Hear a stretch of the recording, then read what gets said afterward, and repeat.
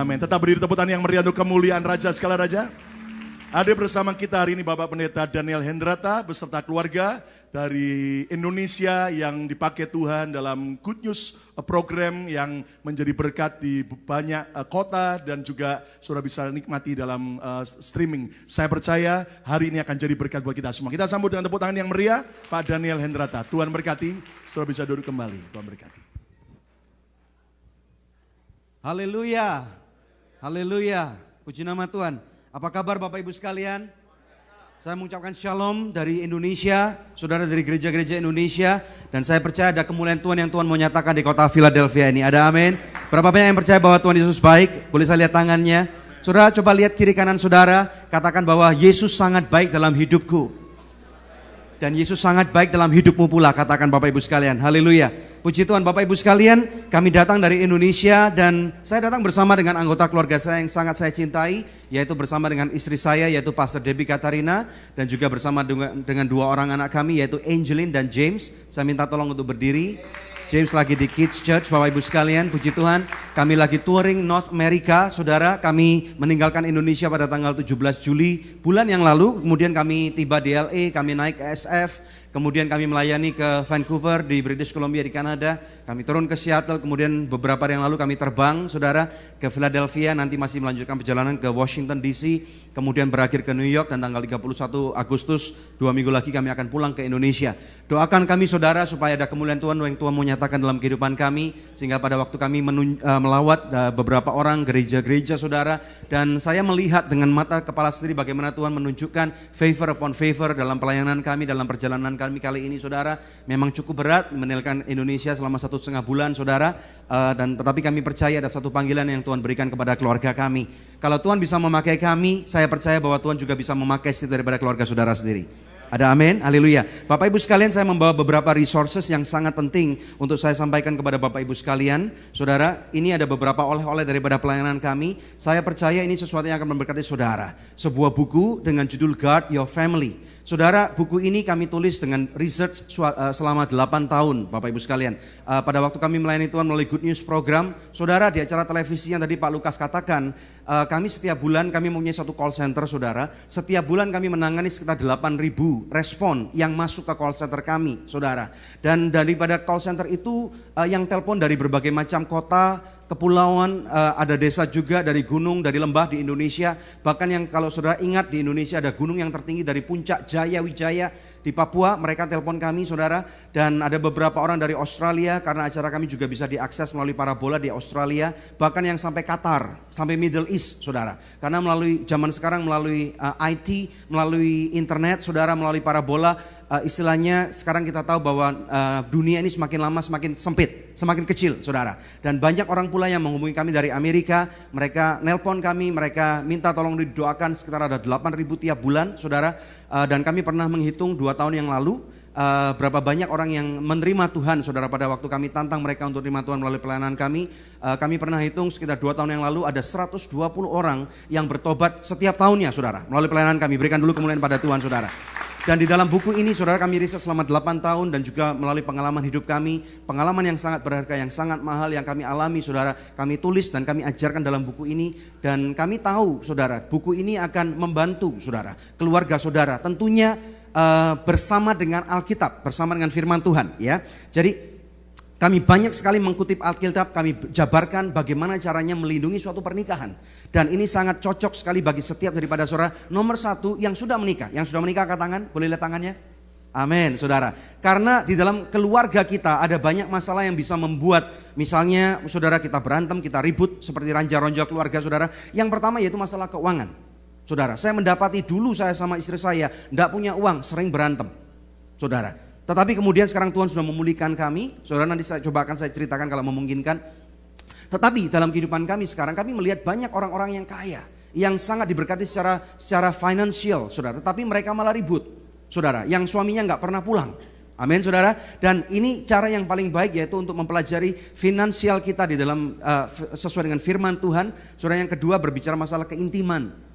Dalam hubungan suami istri, hubungan orang tua dan anak sangat penting sekali untuk bonding keluarga kita yang merajut keluarga kita, saudara. Kemudian kami juga berbicara masalah komunikasi. Zaman sekarang kalau saudara punya smartphone, saudara punya keluarga di Amerika atau mungkin di England atau di Australia, saudara kirim send itu nggak sampai 1 detik kalau internetnya lagi nyambung baik langsung sampai. Betul saudara? Yang jauh menjadi begitu dekat. Saudara, kita bisa FaceTime, kita bisa Skype, tetapi yang suami istri semakin lama semakin jauh. Semakin lama ada gap, saudara. Kami ajarkan kepada suami istri bagaimana berkomunikasi yang baik, saudara. Ya, supaya tidak ribut terus gitu, saudara. Karena kalau ribut, kita tahu bahwa berkat Tuhan itu nggak mau ada dalam kehidupan kita. Betul, saudara? Kami juga mengajarkan tentang bagaimana cara mengampuni, saudara. Bagaimana kalau mengampuni orang yang bersalah kepada kita. Dapatkan buku ini dengan harganya $13 di depan. Ada versi bahasa Indonesia, ada versi bahasa Inggris. Bahasa Indonesia itu sudah sangat sedikit sekali. Nanti kalau saudara mau ada versi e-book. Di belakang nanti saya kasih tahu saudara kalau memang memerlukan bahasa Indonesia. Yang kedua, ini adalah DVD pendamping. Saudara, ini adalah acara Good News Program selama 2 jam. Saudara akan mendapatkan pengajaran pendamping dengan pembawa acara Coki Sitohang. Coki adalah seorang presenter yang sangat terkenal, anak Tuhan di Indonesia, saudara, dan dia mewawancarai kami. Jadi dia bertanya, kami berdua menjawab, saudara, tentang masalah-masalah kehidupan, fakta-fakta yang ada dalam kehidupan sehari-hari dalam lapangan, saudara. Kami bahas secara tuntas di DVD ini dengan mengganti ongkos hanya $7.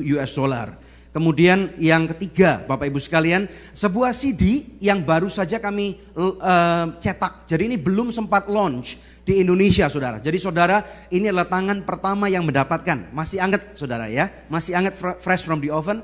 Saudara, ada 12 lagu yang kami siapkan di sini dengan kualitas mastering yang sangat baik. Dan ada 5 lagu yang puji Tuhan istri saya sendiri tulis. Ada 1 lagu yang nanti anak saya akan nyanyikan, dia bersama dengan temannya tulis sendiri, saudara, dengan judul You Are. Dan saya percaya lagu-lagu ini akan memberkati saudara dengan judul Your Grace. Pelayanan kami intinya percaya bahwa kasih karunia Tuhan, grace-nya Tuhan itu tanpa batas dalam kehidupan kita. Yang sangat kita perlukan untuk bukan saja bekal, bukan saja modal, tetapi menyertai kita pada waktu kita naik ke atas gunung ataupun turun ke lembah-lembah kehidupan. Ada amin? CD ini akan memberkati saudara. Ada di dalam lagu-lagunya ada lagu bahasa Indonesia, ada lagu bahasa Inggris. Sudah kami siapkan dengan baik sekali, saudara. Kemudian yang terakhir adalah sebuah buku kesaksian, yaitu dengan judul Good News from Indonesia. This book is only available in English. So for those of you only who are understand English, saudara, I really encourage you to get this book. Saya mendorong saudara apabila engkau ingin menginjil teman saudara yang non-Indonesian, please get this book because this book is really good. It speaks about the goodness of Jesus, about the revival that happens in Indonesia, saudara. You can only get this book for limited copy and edition. It's only for $10, saudara.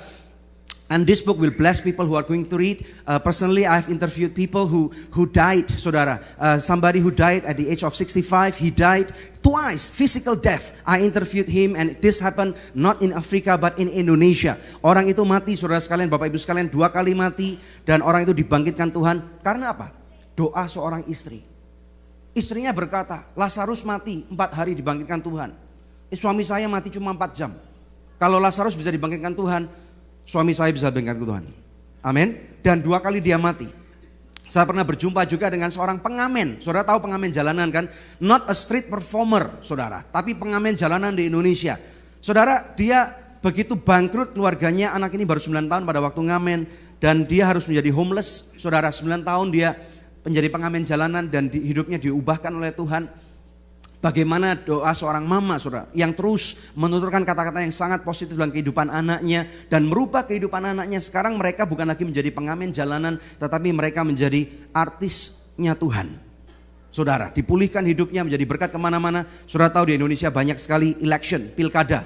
Kemana-mana semua orang kalau mau cari yang namanya Ajeng, itu antri, saudara. Kadang-kadang sampai 1 tahun untuk bisa manggil dia. Sekarang orang itu sudah punya rumah. Jadi kesaksian-kesaksian yang menguatkan, saudara dapatkan buku ini. Dapatkan di sources ini, saudara. Saya tahu bahwa buku-buku ini sebenarnya tidak mahal, cuman it depends whether you want to learn or not.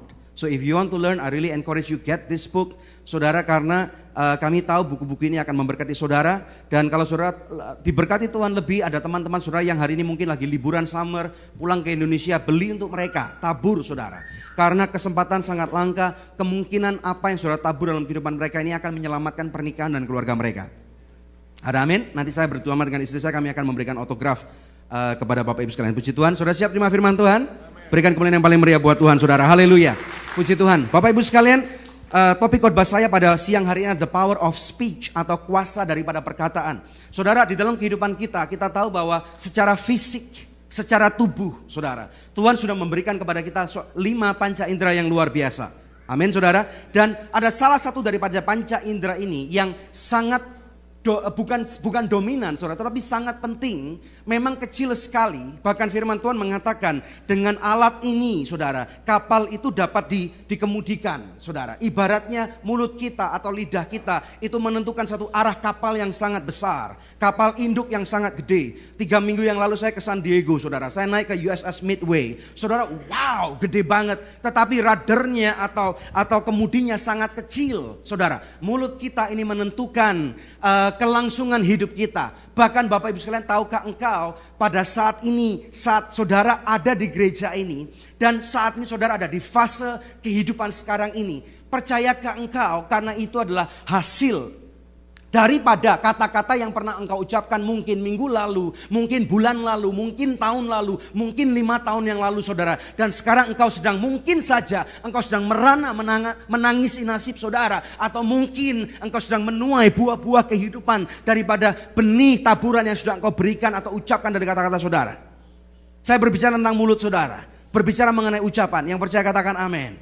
Haleluya. Mari kita buka firman Tuhan. Ia akan merubahkan kehidupan kita. Bapak Ibu sekalian, saya mengundang setiap daripada saudara untuk membuka daripada kitab Amsal. Kita melihat bersama-sama daripada pasal yang ke-18. Kita melihat ada 2 ayat saja, saudara. Amsal 18 kita melihat ayat 20 dan ayat 21. Kalau sudah ketemu katakan amin, saudara. Saya sudah siapkan untuk saudara di LCD yang ada di depan. Amsal 18 ayat 20 dengan 21. Kita baca bersama-sama dengan suara yang keras dan nyaring tanpa terburu-buru. 2, 3. Perut orang dikenyangkan oleh hasil mulutnya. Ia dikenyangkan oleh hasil bibirnya. 21. Hidup dan matinya manusia dikuasai lidah. Siapa suka mengemakannya akan memakan buahnya.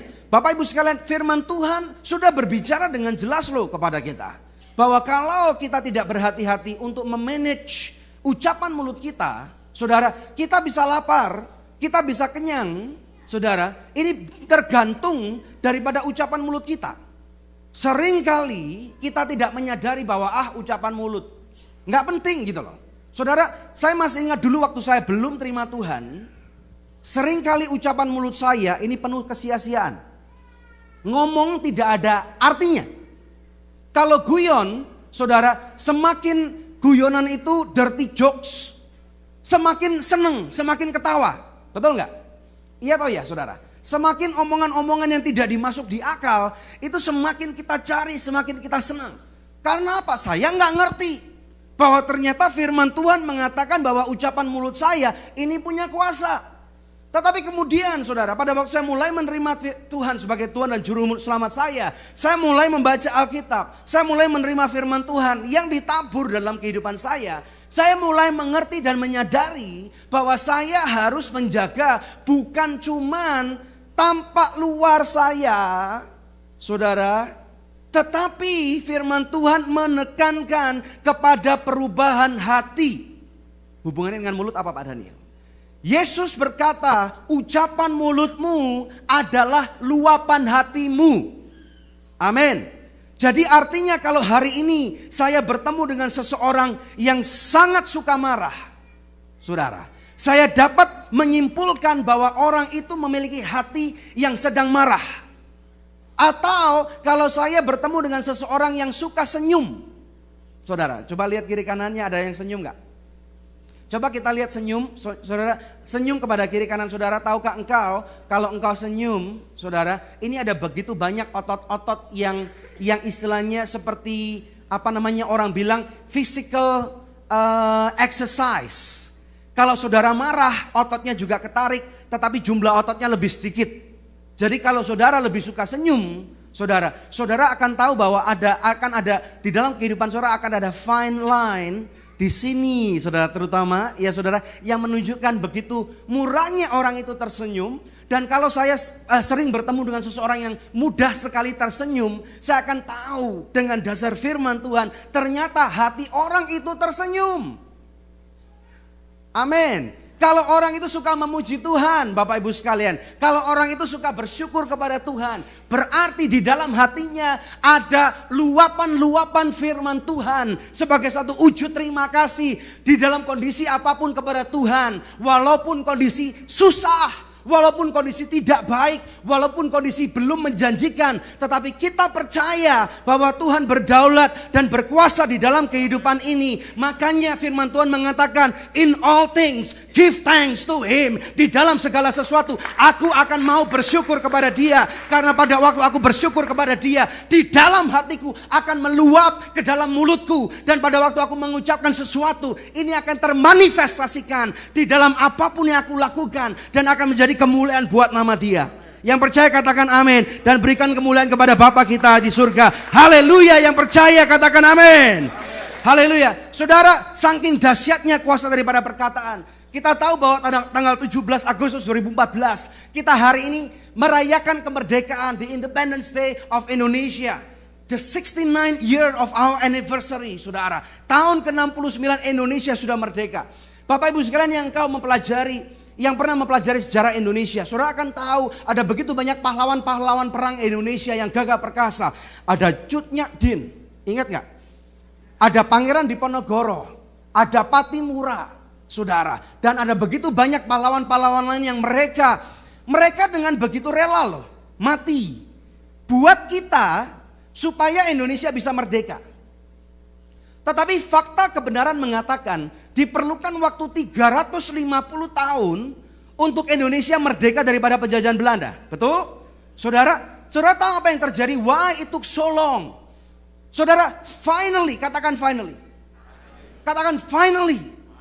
Pada akhirnya finally ada dua orang yang begitu gagah berani pada tanggal 17 Agustus 1945. Mereka atas nama bangsa Indonesia, Soekarno Hatta, the founding father of Indonesia. Mereka proclaim, mereka declare, mereka nyatakan, saudara, ini perbedaan daripada Soekarno Hatta. Bukan saja mereka orang yang pandai, orang yang cerdas, tetapi mereka tahu karena mereka lama hidup di Belanda. Saya nggak tahu apakah Soekarno Hatta pernah membaca Alkitab atau tidak, tetapi saya percaya banyak perintis-perintis kemerdekaan seperti Soekarno Hatta, seperti R.A. Kartini, mereka begitu banyak mengutip ayat-ayat firman Tuhan. Saudara, Soekarno Hatta mengatakan, I declare, therefore I decree that Indonesia is in liberty, the freedom for Indonesia, proklamasi bagi Indonesia. Yang percaya katakan amin. Ada satu video yang apakah bisa siap ditayangkan? Multimedia. Satu video singkat. Haleluya, tentang kemerdekaan Indonesia, saudara. Supaya kita boleh mengenang sedikit. Haleluya. Nanti kalau sudah siap, tolong kasih saya cue ya, saya akan katakan. Demikian pula juga saudara dengan hal-hal yang lain. Saya mau ajak saudara kepada kehidupan kita yang nyata. Saudara, siapa yang sudah menikah? Boleh lihat, saya lihat tangannya.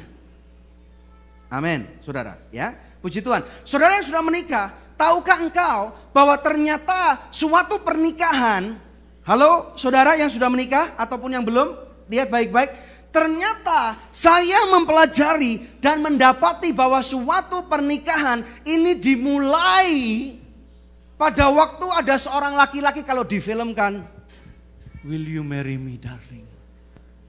Pada waktu seseorang laki-laki mempropos calon istrinya, kebanyakan calon laki-laki, it's okay kalau ada perempuan yang propos, saudara. Tetapi kemudian, ya zaman emansipasi wanita, nggak apa-apa kan? Amin, saudara. Kemudian di depan seorang hamba Tuhan, laki-laki dan perempuan ini harus mengucapkan suatu janji nikah.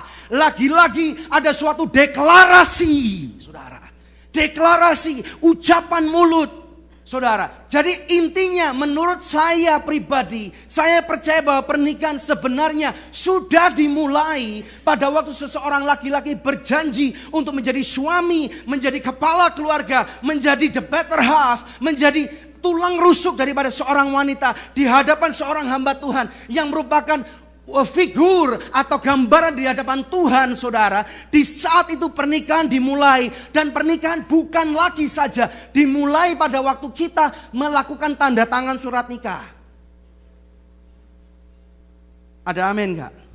Saudara, demikian saya bisa simpulkan betapa penting ucapan mulut kita, sehingga keluarga kita dimulai waktu saya berjanji di depan istri saya bahwa saya akan menjadi suami yang baik buat dia. Demikianlah pernikahan kita dimulai, Bapak Ibu sekalian. Ada amin. Tetapi kita tahu along the way, katakan along the way, banyak sekali masalah-masalah yang terjadi di dalam kehidupan kita, yang akhirnya kita membuat kesimpulan, my marriage doesn't work. Pernikahanku tidak bisa dilangsungkan karena ada satu hal dan yang lain yang tidak bisa diselesaikan. Unresolved issues. Saudara, mereka kemudian sering berantem. Ada yang sampai domestic violence. Ada yang mertua ikut-ikutan, apalagi di Indonesia. Saudara, puji Tuhan yang tinggal di sini mertua tidak ikut-ikut. Ada amin. Saudara, haleluya. Masalahmu 30% selesai kalau mertua tidak ikut. Amin. Yang ketawa paling keras itu korban, saudara. Haleluya. Saudara, kalau pada waktu seseorang suami istri mereka lagi berantem, saudara tahu nggak? Mereka tanpa sadar, mereka begitu kecewa satu dengan yang lain. Mereka begitu marah, Bapak Ibu sekalian. Sampai akhirnya mereka mengucapkan satu kata. Saudara tahu apa itu? Kalau bahasa Indonesia, kata-kata C, atau bahasa Inggrisnya, the D word. Divorce. Cerai. Saudara, banyak orang yang main-main dengan kata-kata cerai itu. Tahukah saudara bahwa perceraian tidak dimulai di depan hakim pengadilan yang mengetok palu bahwa mulai hari ini engkau resmi cerai. Tetapi sebenarnya perceraian itu sudah dimulai pada waktu sepasang suami istri. Mereka ribut, tidak bisa selesai, dan mereka berkata cerai. Saudara minta maaf, jangan main-main dengan kata-kata cerai.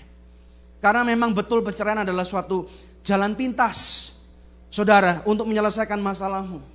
Tetapi saudara tahukah engkau pada waktu engkau bercerai, anak-anakmu menjadi korban.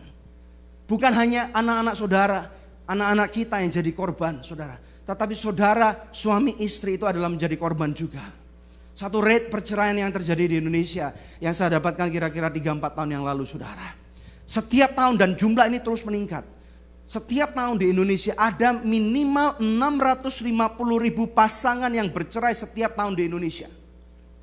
Indonesia, saudara, bukan Amerika. Saya nggak tahu jumlah Amerika. Saya nggak tahu apakah lebih banyak atau lebih sedikit. Amin, saudara.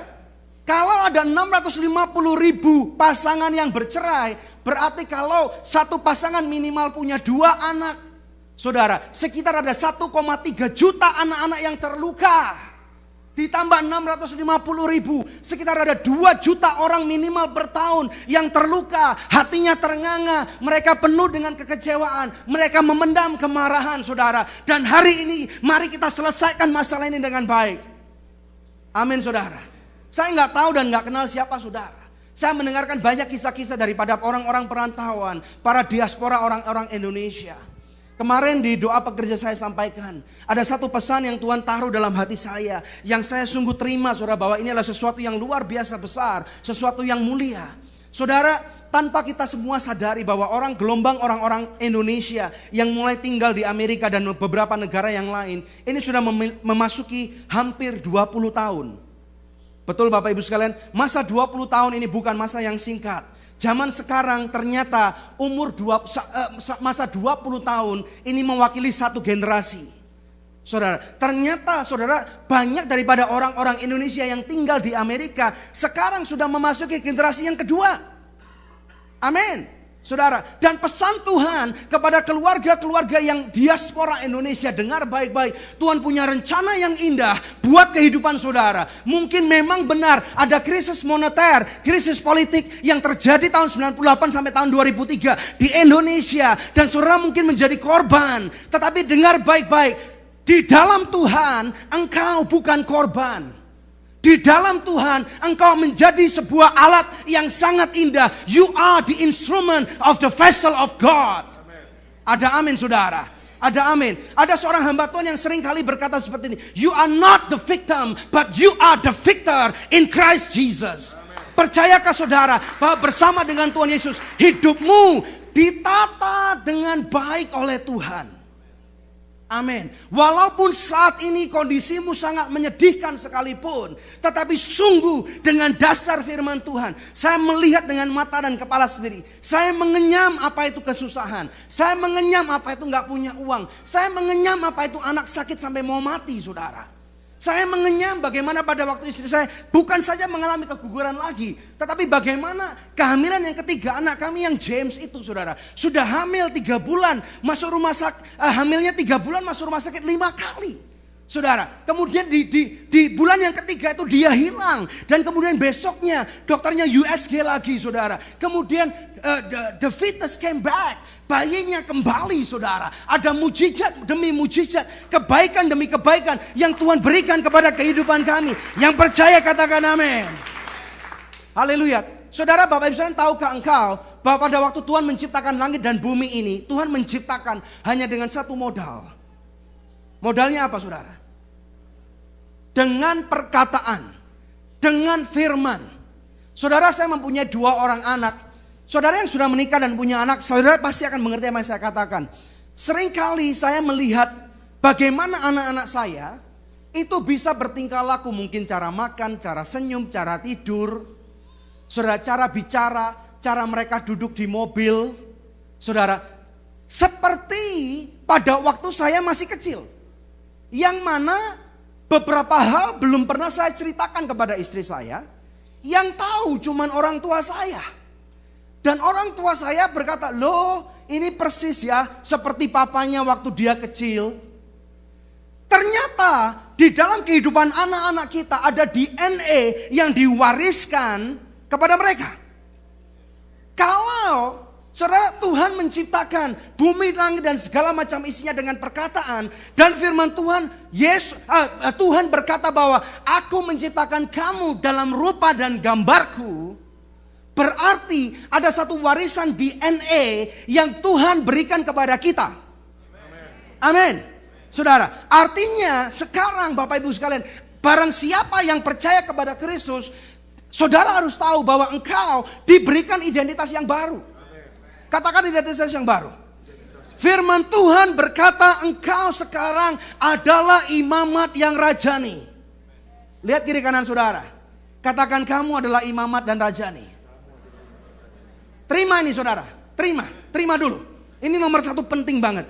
Di dalam identitas ini, saudara harus tahu bahwa Tuhan memberikan kasih karunia yang begitu besar. You are the royal priesthood. Saudara imamat yang rajani. Di dalam kehidupanmu, Tuhan lagi hari ini saya berkata di hadapan saudara, Tuhan mengaktifkan royal priesthood, imamat rajani. Sehingga setiap masalah, setiap problema, setiap tantangan, setiap kematian, kebangkrutan yang ada, Tuhan dapat berbicara kepada saudara bahwa hal-hal itu adalah suatu stepping stone, suatu batu lompatan supaya engkau dapat melihat kemuliaan Tuhan di dalam kehidupan saudara.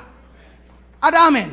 Dan pada waktu Tuhan memerintah di atas jagat raya ini, Tuhan menghendaki saudara dan saya sebagai anak-anaknya untuk saudara rise up, bangkit. Katakan bangkit. Katakan bangkit. Katakan bangkit saudara. Tuhan menghendaki engkau untuk rise up, untuk bangkit daripada masalah-masalah saudara dan mulai exercise your authority. Ada amin. Berikan kemuliaan yang paling meriah buat Tuhan. Pada waktu kita exercise authority, saya berikan satu gambaran yang sangat simple. Pada waktu anak-anak kita masih kecil, saudara, banyak daripada mereka, saya rasa bukan banyak, semua daripada mereka dimulai dari belajar merangkak dulu. Tidak bisa jalan, tidak bisa lari. Betul? Saudara, pada waktu kita melihat anak-anak kita merangkak, beberapa daripada mereka tahu tangan mereka kecil. Betul? Mereka tahu mereka mau keluar di pintu itu. Mungkin dari kamar mau ke living room. Saudara, mereka akan pegang pintu itu dan dorong. Secara fisika, tidak memungkinkan seorang bayi untuk mampu membuka pintu. Nangkep? Nangkep? Nangkep Bapak Ibu sekalian? Saya ulang ya. Secara fisika tidak memungkinkan seorang bayi umur 9 bulan, 11 bulan saudara, untuk membuka pintu yang besar. Make sense? Make sense saudara? Tetapi pada waktu saya melihat anak saya mau buka pintu itu, saudara, wow, saya kaget. Ternyata developmentnya day by day, anak-anak kita tuh mulai exercise kemampuan mereka. Mereka mulai explore di depan kamar ada apa. Sampai di pintu, pada waktu pintunya mulai tertutup, selama itu bukan ke pintu luar, selama bukan ke kitchen, selama bukan ke kamar mandi, selama saudara ada di sana, what do you do? Yang saya lakukan, saya nggak tahu dengan saudara, but this is what I did. Ini yang saya lakukan. Pada waktu anak saya pegang pintu itu yang besar, saudara, saya melihat itu sebelum dia ayunkan tangannya, saya bisa pegang pintu itu. Pas persis pada waktu dia ayunkan pintu itu, tangan saya ayunkan, tiba-tiba mujizat terjadi, pintu yang besar mulai terbuka, seakan-akan the baby is talking, man, I'm good, I can open up the door. Haleluya. Padahal yang membuka pintu bukan baby itu, tapi orang tuanya. Demikian pula dengan Tuhan kita, saudara. Tuhan seringkali menunggu respon kita. When are you going to start exercising your authority? Pada waktu engkau mulai dilanda kemiskinan. Pada waktu engkau dilanda perceraian. Pada waktu engkau dilanda, saudara, menghadapi deportasi. Pada waktu engkau menghadapi berbagai macam tantangan dalam kehidupan ini. What is your response? Apa yang menjadi exercise daripada authority, saudara? Kebanyakan orang akan berkata, mati deh gua, pulang deh, bangkrut deh, cerai deh, chapter 11 deh. Betul? Saudara? Tetapi pemenang akan berkata, I know what I can do in Christ Jesus.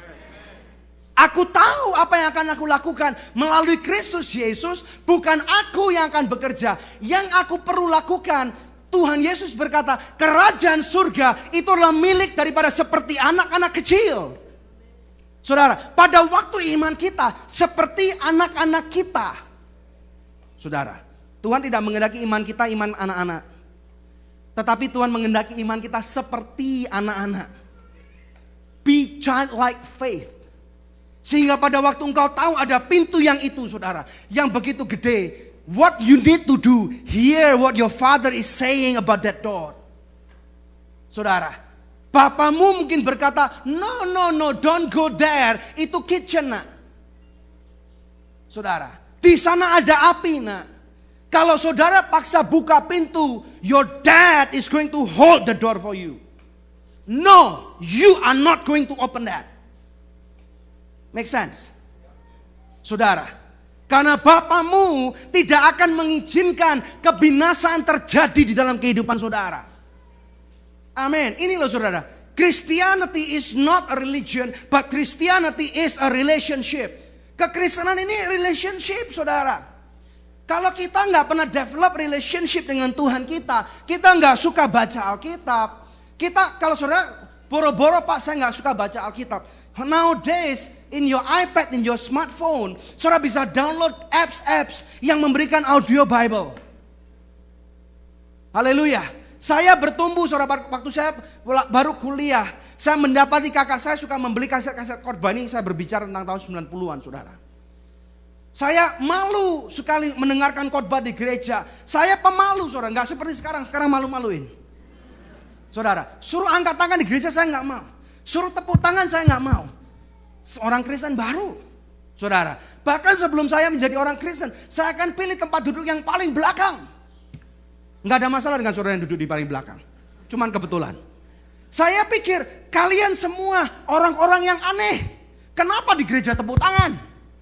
Kenapa di gereja ketawa-ketawa? Bukankah di rumah ibadah? Tanpa saya mengerti bahwa kekristenan bukan agama. Kekristenan is a relationship. Tetapi pada waktu saya mulai terima Tuhan, saya mulai mendengarkan firman demi firman. Saudara, Pak Lukas tadi berkata bahwa firman itu seperti benih.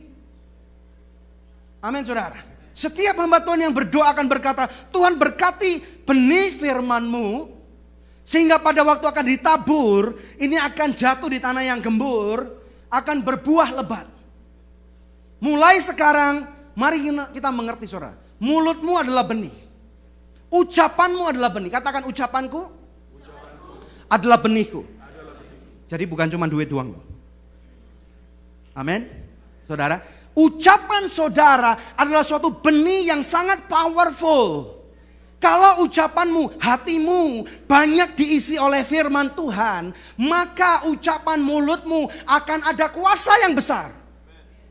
Kuasa untuk memberi kehidupan, kuasa untuk merubah nasib. Amin, saudara. Kuasa untuk menyembuhkan orang sakit menjadi hidup. Orang mati menjadi bangkit. Orang tuli menjadi mendengar, saudara. Orang timpang akan melompat, saudara. Orang-orang yang memerlukan kebantuan pada waktu engkau ada di sana, mereka akan merasakan buah-buah kehidupan dari ucapan mulut saudara. Ada amin? Ada amin saudara. Karena mulutmu, ucapanmu adalah benih yang sangat powerful. Dan di sana Tuhan berkata, lakukanlah, exercise your authority. I want to see, aku ingin melihat. Papa ada di sana, your daddy is there for you. Dan pada waktu engkau mulai mendengarkan, dadimu berkata, nak, di sana itu pintu yang baik. Di balik pintu itu ada berkat-berkat yang melimpah. Dan pada waktu engkau mulai mendengarkan dia dengan baik, engkau ayunkan pintu itu. Saudara, saya membawa satu good news buat saudara. Bahwa dadimu itu akan juga membuka pintu. Di sana ada padang yang berumput hijau. Saudara, dia akan bersama dengan saudara. Ada berkat-berkat yang melimpah. Yang percaya katakan amin. Katakan amin. Katakan amin, saudara. Mari kita lihat daripada firman Tuhan, saudara. Let's go back to the Bible. Ada satu fase daripada Alkitab yang saya suka baca. Dan pada waktu saya terbang ke Philadelphia, saya baca ayat-ayat ini lagi, saudara. Saya renungkan. Mari kita lihat Yohanes 11. Kita lihat Yohanes 11 ayat 20 sampai dengan 44. Ada pembelajaran yang sangat penting di sana. Forgive me, saudara, I have to drink.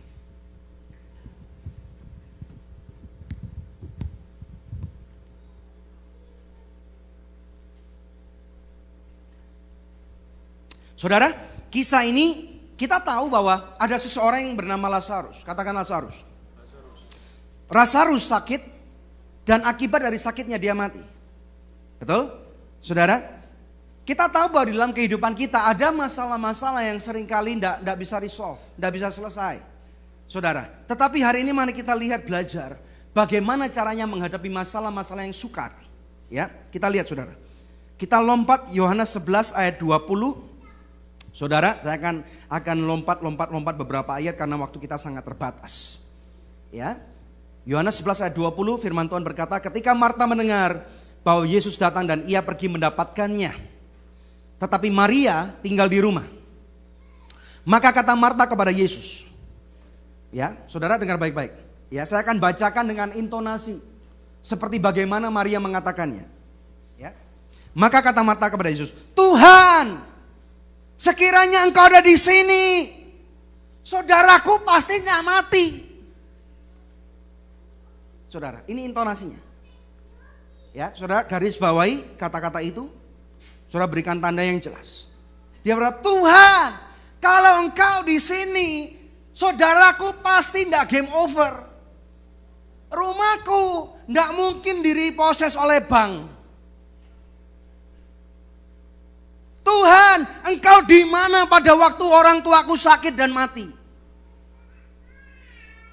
Ini responnya Marta, saudara. Ya. Kemudian apa jawab Yesus? Dia malah berkata seperti ini. Belum selesai, saudara. Ayat 22. Tetapi sekarang pun aku tahu bahwa Allah akan memberikan kepadamu segala sesuatu yang kau minta kepadanya. Ya saudara, ya responnya sangat negatif banget. Jadi pada waktu kita baca firman Tuhan, kita harus coba melihat dari kacamata tangan pertama, saudara. Kemudian ayat 23, ini responnya Yesus. Yesus berkata kepada Marta, saudaramu akan bangkit. Saudara, ada kabar baik nih. Tuhan kita itu tahu the end from the very beginning. Dari awal, dari titik akhirnya dia udah melihat sejak dari mana saudara kena masalah. Amin. Nangkep? Saya ulang ya saudara ya. Walaupun engkau menghadapi masalah-masalah yang sangat sukar, your unending problem, tapi Tuhan melihat akhir daripada masalah itu. Dari titik awalnya. Amin. Kita biasanya berkata demikian. Yesus berkata, saudaramu akan bangkit. Yesus sudah punya rencana saudara. Bangkitin Lazarus yang mati ini. Amin. Kata Marta kepadanya, aku tahu bahwa ia akan bangkit. Dia mulai jengkel dengan Yesus saudara. Ya. Waktu orang-orang bangkit pada akhir zaman, Yesus berkata, akulah kebangkitan dan hidup. Barang siapa percaya kepadaku, ia akan hidup walaupun sudah mati. Siapa percaya ini saudara? Amin. Marta tambah jengkel saudara ya. Sudah tambah jengkel saudara. Ayat 27. Jawab Marta, ya Tuhan wes mbuh karepmu. Ya, ini saking tidak ada di sana saudara. Ini versi Bible versi Daniel Hendrata. Wes mbuh karepmu. Gitu ya. 27. Ya Tuhan aku percaya bahwa engkau Mesias, anak Allah. Dia akan datang ke dalam dunia. Ya, buktinya mbuh karepmu apa? Ayat 28 saudara. Sesudah berkata demikian, ia pergi ditinggal Yesus. Saudara, nggak ngubris, udah jengkel. Dan kemudian dia mulai manggil Maria adiknya dan berbisik kepadanya, tuh guru di sana tuh, yang paling sayang sama lu, dicari itu. So negatif, saudara. Berapa banyak dari kita yang begitu negatif? Saudara, di dalam kehidupan ini, menghadapi berbagai macam dilema kehidupan, berbagai macam masalah kehidupan yang begitu berat, kita begitu menjadi negatif seperti Marta. Kita lihat nih, respon daripada orang satunya. Ayat 32. Setiba Maria di tempat Yesus berada dan melihat dia, tersungkurlah ia di depan kakinya. Responnya beda enggak? Yang pertama langsung datang ngamuk-ngamuk. Saudara, saya akan ngomong sedikit dengan ngamuk-ngamuk. Tadi pagi ayat yang jam pertama saya katakan dan saya harus katakan kepada saudara. Sekitar 3 bulan yang lalu, saya suami istri bawa anak saya untuk tes IQ. Saudara, tujuannya supaya dia bisa tahu, kami membantu untuk menata kira-kira nanti kalau college, university mau masuk stream yang mana. Saudara, karena dari tes IQ bisa diketahui, saudara, anak-anak kita itu apakah lebih artistik, lebih linguistik, saudara, atau lebih scientific. Amin.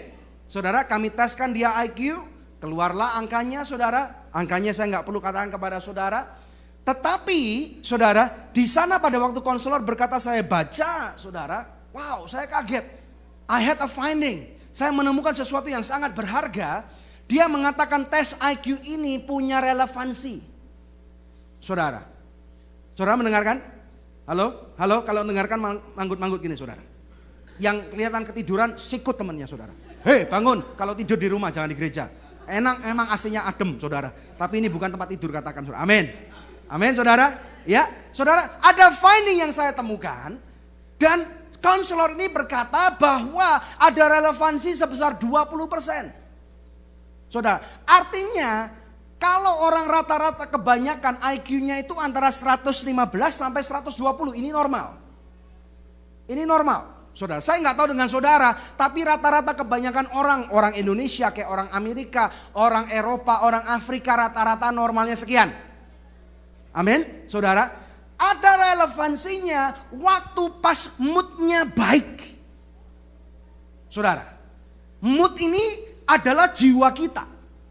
Pada waktu kita dengerin orang ngomong positif kepada kita, mood kita enak, makan wahyu beef, kita juga moodnya enak, saudara. Makan makanan yang gak enak, moodnya kita drop. Kalau kita tidur, bangun di sisi yang salah, saudara, kepala kita bisa cengeng, bisa sakit semua, mood kita bisa berantakan. Kalau mendengar ada masalah yang gak selesai-selesai, kita bisa marah. Ini relevansi, saudara. Naik 20%, turun 20%. Kalau pas naik gak masalah.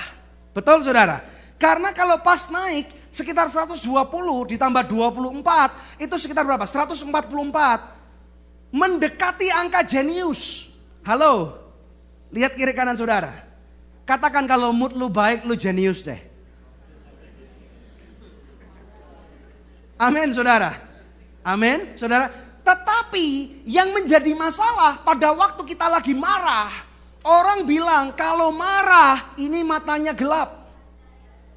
Saudara, sehingga kalau marah kita bisa ngomong ucapan yang salah, ucapan yang kasar, mengambil keputusan yang bodoh. Dan ternyata 120 dikurangi 24 berapa? Enggak sampai cepek. 96.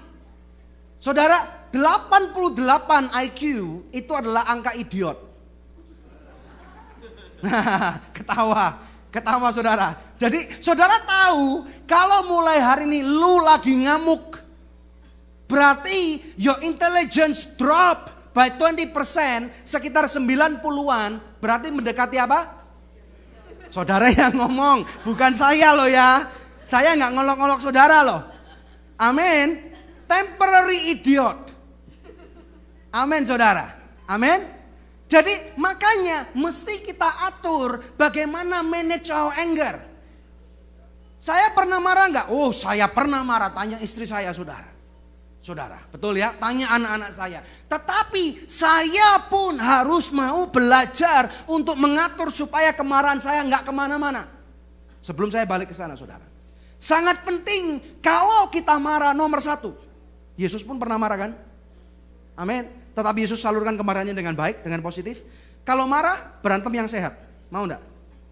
Pak, bagaimana toh Pak cara berantem yang sehat? Mau tahu enggak? Wih, beberapa sudah manggut-manggut. Siap Pak, pulang nanti saya praktekkan dengan istri saya Pak. Jangan digibeng saudara, jangan digibeng, kalah pasti. Domestic violence, hari telepon 911 dia, jangan. Saudara, yang pertama, kalau saudara mau berantem dengan sehat, nomor satu, jangan ungkit masa lalu. Ini penting. Amin, saudara. Karena kalau saudara ungkit masa lalu itu sudah past. Tidak bisa kembali. Let go. Firman Tuhan Yesaya 43, 18, 19 mengatakan, forget about the past. Lupakan.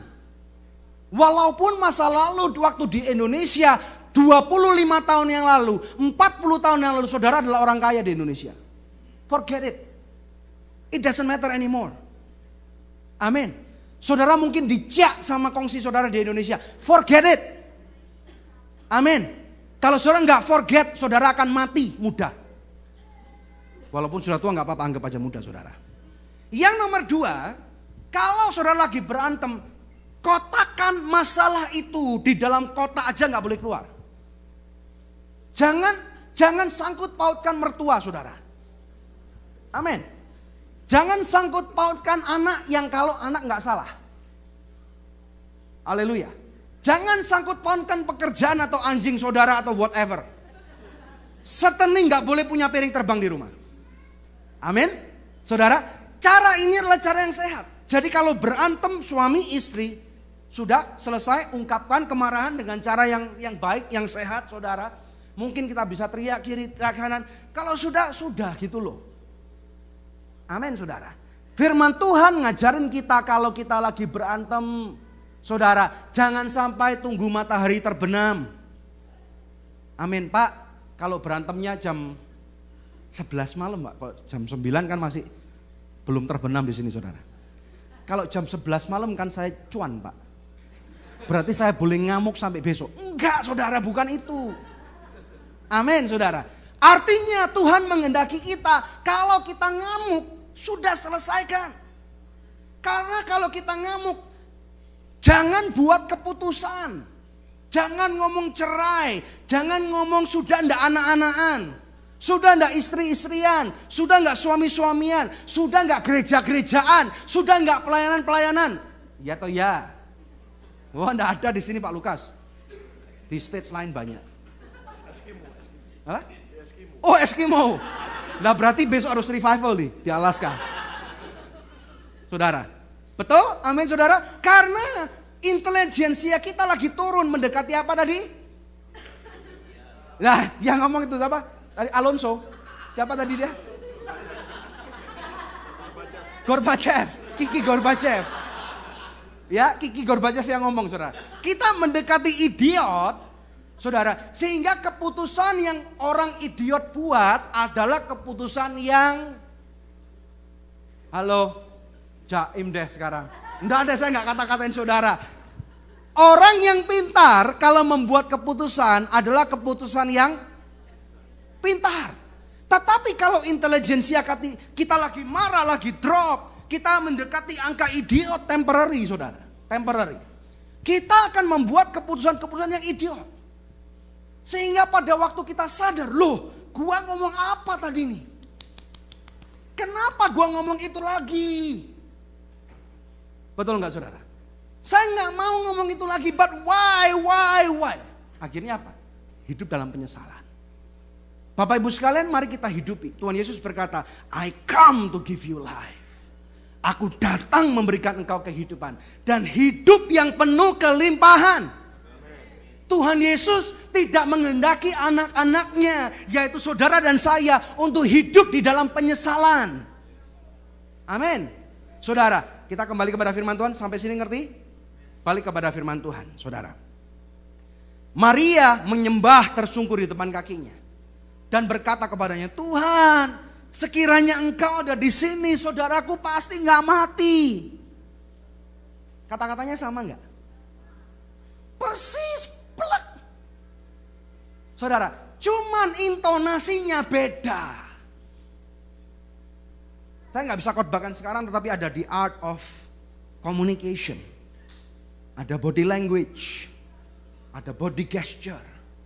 Saudara, ada intonasi. Banyak banget. That's the art of communication. Betul, saudara?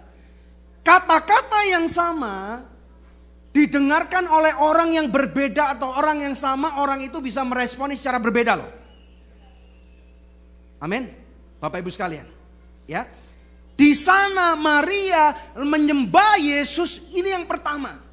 Dia mengakui bahwa Yesus berdaulat di dalam kehidupannya. Artinya kalau Lazarus mati pun, dia akan belajar menerima dulu. Penting ini, saudara. Menerima kehendak Tuhan di dalam kehidupan kita adalah salah satu keputusan yang terbenar untuk dapat kita buat. Amin.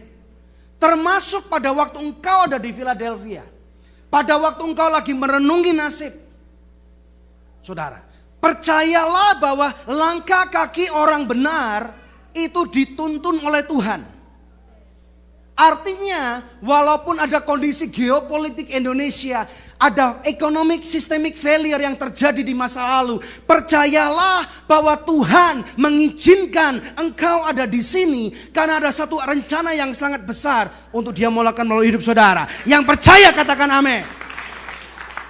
Haleluya, saudara. Kita lihat lagi. Dan kemudian dia mulai berkata, saudara, setelah dia nangis, saudara, dia nangis. Orang mati sedih, saudara, ya. 33. Ketika Yesus melihat Maria menangis, saudara, dan juga orang-orang Yahudi yang datang bersama-sama dia, maka masyhurlah hati Yesus. King James Version of the Bible said bahwa Tuhan itu lagi marah, saudara. New Living Version of the Bible berkata, Jesus was angry hearing the response of Mary. Bukan marah sama Marianya, tetapi marah sama kondisi kematiannya Lazarus. Pernah lihat orang berantem gak? Pernah. Saudara, kalau saya nih dulu waktu sekolah, musuhnya gede. Kalau ada temen yang lihat kalau saya mau berantem, saya akan sok berani, saudara. Ini saya. Gua pukul lu, karena dipegangin, saudara. Nangkep enggak? Tapi kalau orangnya gede saya gak berani. Iya om, gak berani saya, betul gak? Saudara. Tapi Yesus ini raja di atas segala raja. Tuhan di atas segala Tuhan, Bapak Ibu sekalian. Dia ngamuk melihat kondisi kematian Lazarus. Dia ngamuk. Wah! Bukan hulek loh, saudara, bukan. Saudara. Kemudian sampai dia maka maskullah hatinya, ia sangat terharu dan berkata, ayat 34, di manakah dia kamu baringkan? Cepat, di mana Lazarus? Di mana Lazarus? Saudara, jawab mereka, Tuhan mari dan lihatlah. 35, maka menangislah Yesus. Ayat 38 saudara, kita lompat. Maka maskullah pula hati Yesus. Lalu ia pergi ke kubur itu. Kubur itu adalah gua yang ditutup dengan batu. Kata Yesus, angkat batu ini. Marta, saudara yang meninggal itu berkata, Tuhan, lu nggak tahu ya, itu udah bau 4 hari, saudara. Zaman itu udah ada formalin. Saudara, udah bau banget. Sebab sudah 4 hari mati. Yesus yang ngamuk sekarang sama Marta. Lu ini dikasih tahu nggak ngerti. Saudaramu itu lo mau gua bangkitin kok nggak ngerti. Amin. Seringkali kita berkata, siapa yang memerlukan restorasi, pemulihan, mujizat daripada Tuhan? Amin. Pesan saya Bapak Ibu sekalian, kalau engkau membutuhkan restorasi daripada Tuhan, tolong jangan, do not put Jesus in a box. Izinkan restorasi itu bekerja sesuai dengan rencana Dia. Bentuknya Dia, bukan bentuk dan keinginan kita, saudara. Ada amin? Ya. Kemudian setelah itu saudara kita lompat lagi ayat 43. Dengar baik-baik nih. Ini this is the climax. Dan sesudah berkata demikian, berserulah ia dengan suara keras, Lazarus, marilah keluar. Amin, saudara. Saudara tahu apa yang terjadi? Lazarus bangkit dari kematian. Haleluya. Saudara, haleluya, dengar baik-baik. Sebelum tepuk tangan, sebelum baik-baik, saudara. Dengar baik-baik nih. Tuhan punya rencana yang sangat besar. Tuhan ada di pihak saudara. Dan pada waktu Dia tahu ada rancangan-rancangan yang super gede yang ada di depan saudara. Dan seakan-akan imanmu lagi mati sekarang ini, saudara, keuanganmu lagi mati, saudara. Hidupmu mungkin lagi mengalami kebangkrutan. Hari ini Tuhan ada di sini dan Dia berkata kepada engkau, Lazarus, Lazarus, Lazarus, bangkitlah engkau. Amin. Berikan kemuliaan yang paling meriah buat Tuhan, saudara. Saudara, coba kita berkata, saya nggak tahu apa masalah saudara, tetapi sebutkan namamu. Nama saya Daniel. Saya akan proklaim Daniel bangkit. Mau saudara? Mau? Mau? Karena ada Tuhan. Saudara percaya nggak Tuhan hidup dalam diri saudara? Amin. Dan pada waktu Tuhan ada hidup dalam diri saudara, engkau mengucapkan hal itu, saudara. Engkau memerintahkan kebangkitanmu terjadi. Mau? Mau saudara? Kita siap? Saudara, kita bangkit berdiri dulu deh. Ayo bangkit berdiri dulu. Siap-siap terima mujizat Tuhan. Ini hari bukan cuma memperingati kemerdekaan Indonesia, tetapi ada kemerdekaan yang Tuhan izinkan akan terjadi pada kehidupan saudara. Siap saudara? Ya. Yesus berkata, Lazarus bangkitlah.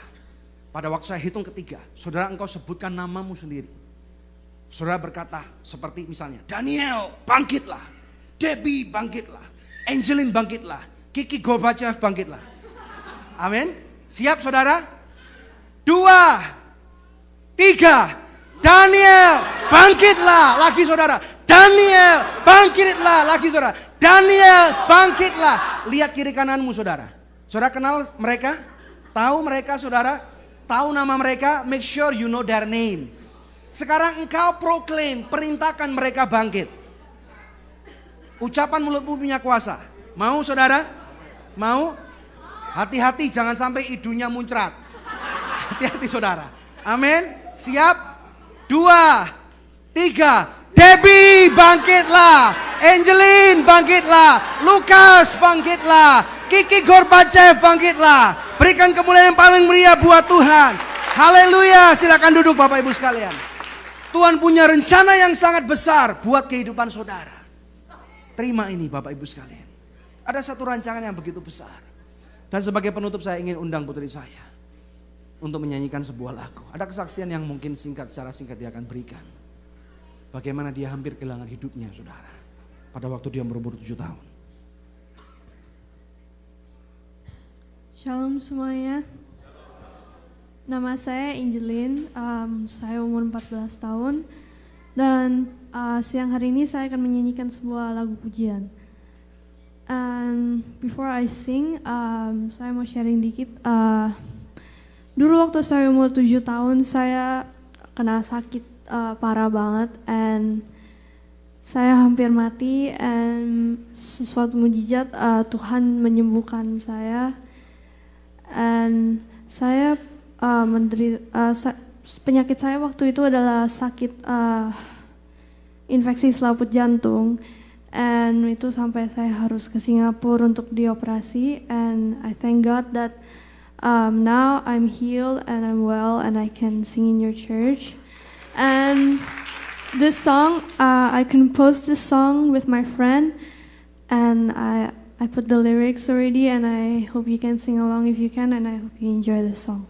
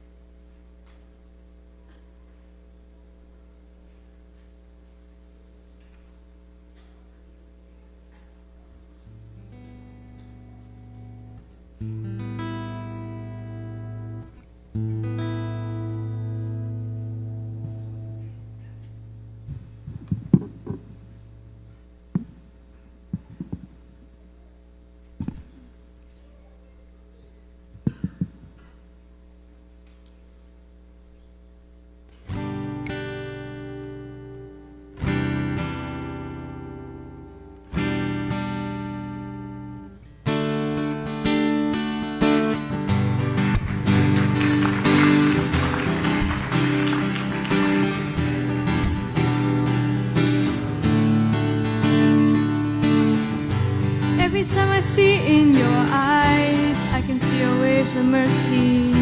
Every time I think of your grace, it brings me closer to you.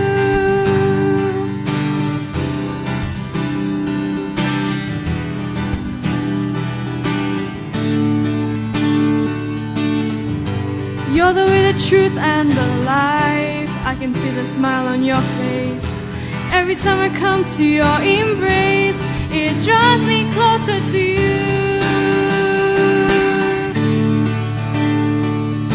Cause you are our Savior, our Father. You died for our sins on the cross. You washed it all away with unending grace, oh Lord, oh Lord.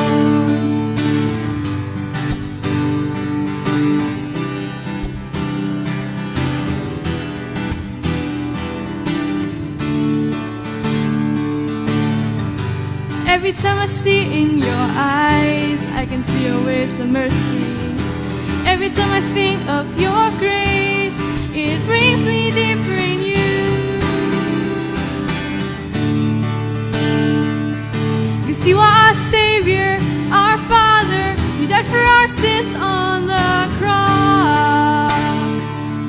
You washed it all away with unending grace, oh Lord, oh Lord.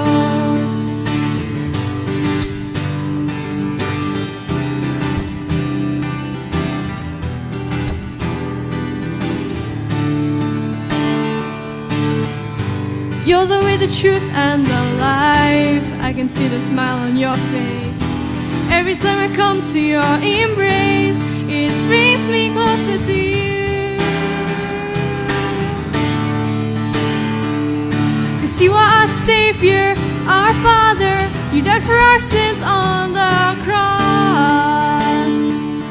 You washed it all away with unending grace, oh Lord, oh Lord. You are our Savior, our Father. You died for our sins on the cross. You washed it all away with unending grace, oh Lord, oh Lord.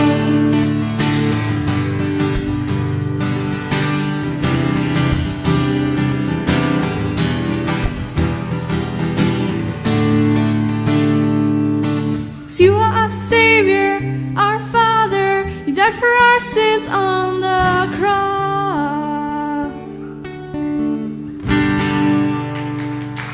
Thank you. Saya undang saudara Bapak Ibu sekalian untuk bangkit berdiri. Saya undang tim pemuji untuk kembali ke tempatnya masing-masing. Bapak Ibu sekalian jangan lupa bahwa ada buku-buku yang nanti saudara bisa dapatkan di depan. Saudara dan setiap daripada penjualan buku-buku ini akan membantu kami untuk menyekolahkan atau membantu pelayanan misi kami yang ada di Indonesia kepada orang-orang miskin, kepada suku-suku terasing saudara. Dan saya bersyukur bisa bertemu dengan saudara secara pribadi. Mari kita berdoa. Bapa, kami sungguh bersyukur untuk setiap kebaikan-Mu dalam kehidupan kami. Tuhan, kami percaya bahwa Engkau punya suatu rancangan yang begitu indah buat kami. Dan Tuhan, biarlah kami Tuhan boleh ngenyam setiap kebaikan-kebaikan-Mu Tuhan. Setiap langkah-langkah kaki kami sudah Engkau jaga, Engkau pelihara dengan baik. Engkau ordain kami Tuhan menuju ke padang yang berumput hijau. Dan biarlah Tuhan pada waktu sekarang ini kami boleh mengerti satu kali lagi bahwa ada kuasa di dalam mulut kami. Kami minta biarlah Tuhan Engkau memberkati ucapan mulut kami. Lawat setiap anak-anak-Mu di gereja ini. Pakai Bethany Miracle Center. Sehingga melalui gereja ini akan ada banyak orang-orang yang mengalami pemulihan. Di dalam nama Tuhan Yesus Kristus kami berdoa dan mengucapkan syukur. Mari tepuk tangan yang meriah untuk kemuliaan Raja segala raja.